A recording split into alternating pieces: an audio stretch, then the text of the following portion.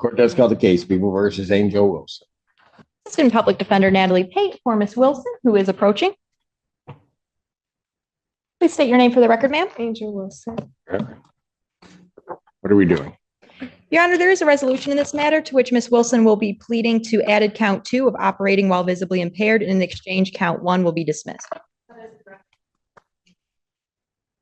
That's an operating while visibly impaired. That is correct. May I have her sworn? Raise your right hand. Do you solemnly swear and affirm the testimony you're about to give will be the truth, the whole truth, and nothing but the truth, so help you God? Yes. State your name. Angel Wilson. Ma'am, it is this court's understanding you're going to plead guilty to the charge of operating while visibly impaired. That is a misdemeanor. It is punishable by up to 93 days in jail, up to $300 fine plus court costs.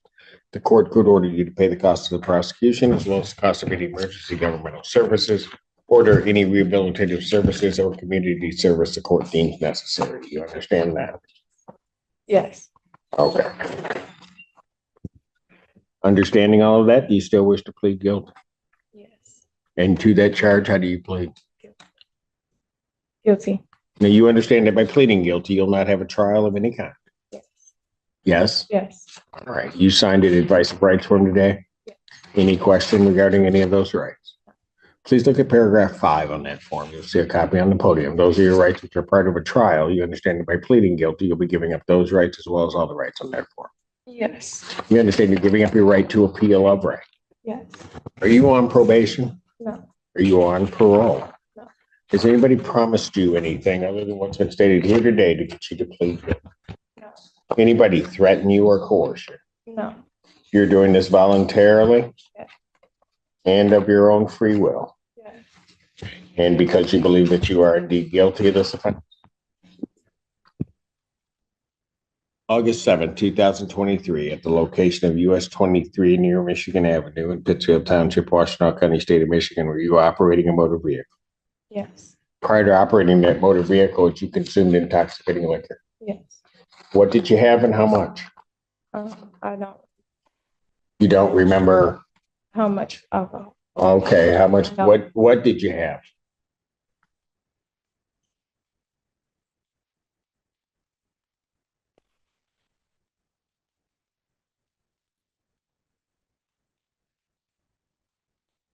Tequila. Tequila? Were you stopped by the police or was there an accident? An accident. What happened? The car rolled over. Pardon? The You need car. to speak up, young lady. The car rolled over on the freeway. All right. That didn't spontaneously happen. What did you do? I lost control of the vehicle. And you rolled it. Yes. Did the police and paramedics arrive? Yes. Were you taken to the hospital? Yes. Were you given a blood test? Yes. What were the results? That I don't. Was it 0.84? The defense would stipulate to 0.84, Your Honor. Do you have any reason to dispute those blood test results? Me? No. Yes. No? Go ahead. Do you have any reason to dispute at all those blood test results?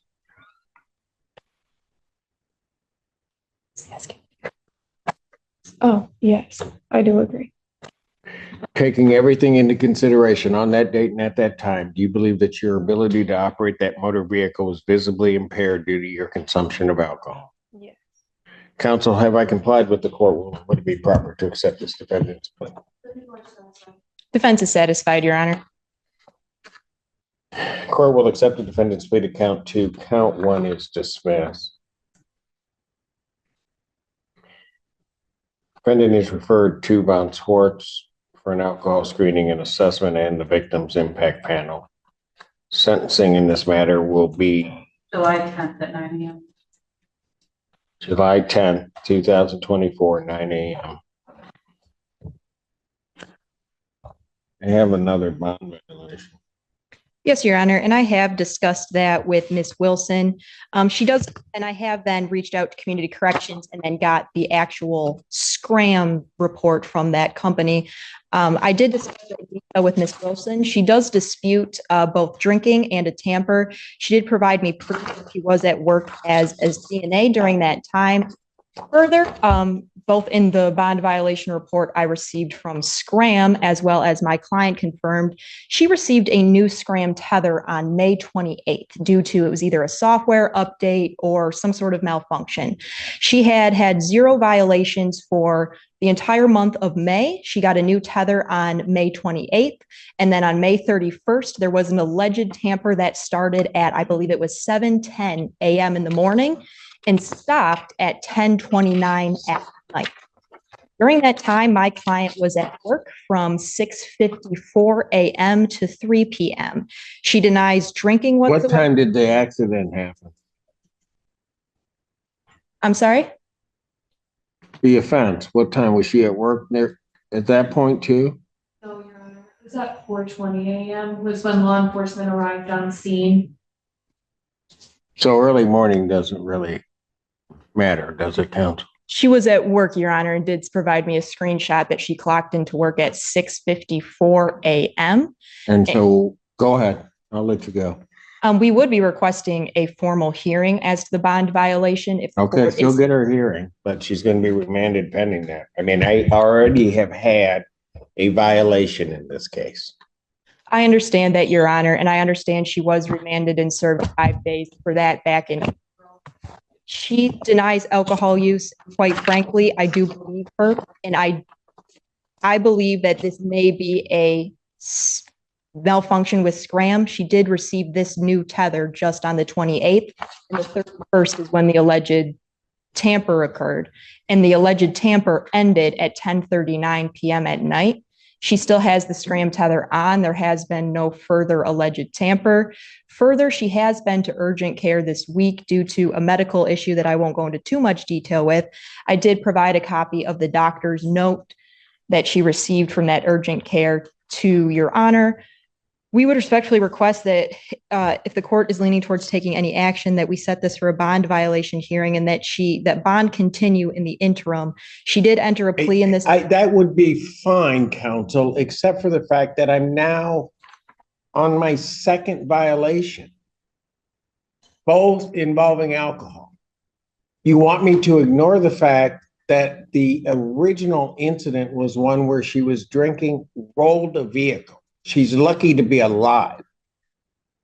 Then I put her on this. She comes for this charge. She's drinking. She serves her time for drinking. I'm back and I now have another violation. Yes, Your Honor. How, in what responsible world would I let her bond just continue pending a year? She denies alcohol use, and we believe it is a tether malfunction, and we are asking for a hearing on the matter. She did enter a plea for this underlying offense and the alleged incident, and she is willing to face penalties for that.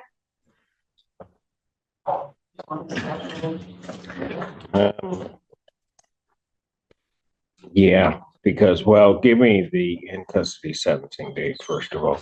Changing your sentencing date, what? June 25th at 9 a.m.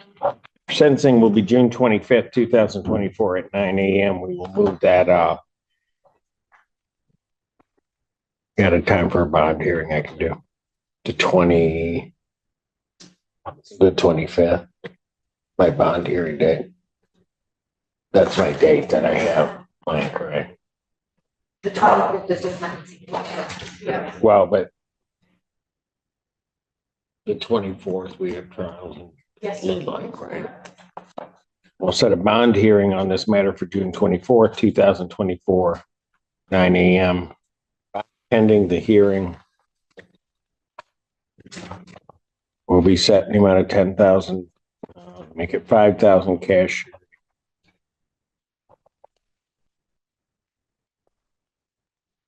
Remanded.